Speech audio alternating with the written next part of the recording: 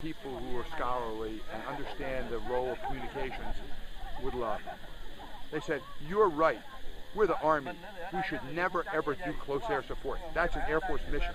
We're going to do aerial fire support. Okay, you politicians around, you know what that means. It's the same thing, but you give it a different name.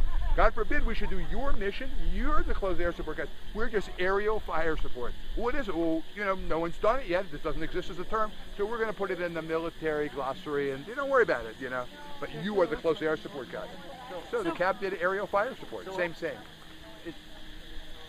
Was this basically for transportation of troops, or was it a weapon platform? It was all applications of aviation that could be controlled by the people on the ground.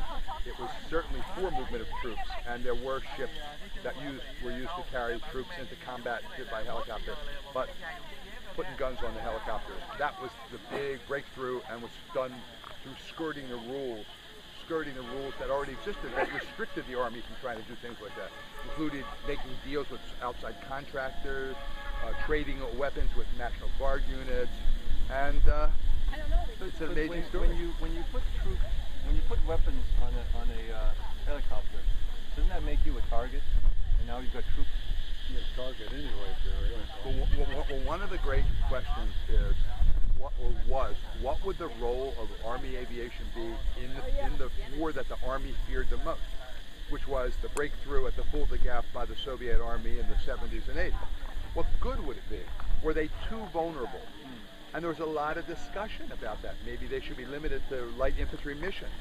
And it's not fully resolved now, except of course you don't have the Russians coming through the Fulda Gap on everyone's mind at every moment. But the ability to actually arm helicopters and to bring them to bear in combat at the request of some 22-year-old Second Louis to get on the phone and say, hey, right in front of me, the big orange rock over there, I'm stuck, help me out. And then the CAV comes, and it's like the cavalry comes. It's like the cavalry. You can hear the bugles blowing in your mind. You can imagine them, cavalry to the rescue. And that's what they adorned themselves with, boots and saddles and Stetsons, to reinforce that notion that the CAV was the true descendant of the 1870s cavalry, and the brigade that is represented by our fellow traveler Bob Beard, the 3rd Brigade, was made up of battalions of the 7th Cavalry, which were Custer's unit. And if you see We Were Soldiers with Mel Gibson, you'll see that he's reading about Custer, because the whole question of the 7th Cavalry and what its meaning is, and was that a hard luck, or were they crazy, or were they wild, or was what happened to Custer going to happen to them, was raised at the first use of the Air Cavalry Heavy, which was the Battle of the Yadrang Valley, which was launched out of Ankei, where we're headed this afternoon. Okay. So your first